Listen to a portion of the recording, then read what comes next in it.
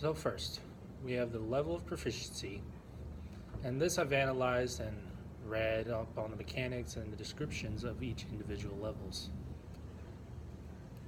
Now, for deaf people, I've asked them a series of questions as well as interpreters about their proficiency in signing. And it's rather fascinating. For speaking, reading, and writing fluently, it's interesting to learn about the different proficiency levels.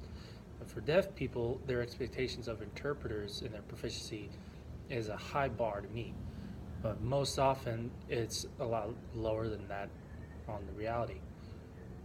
But it's not to be negative. Again, this is just reality, and each one tries to meet that standard. But more and more deaf people get in contact with interpreters, not face to face or in the flesh, but through video relay services.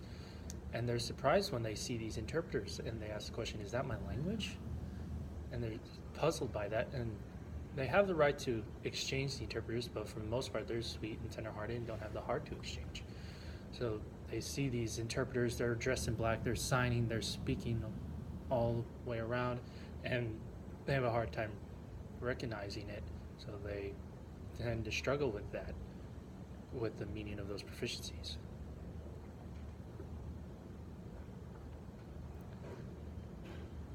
So for school experience on this topic, it's an interesting one.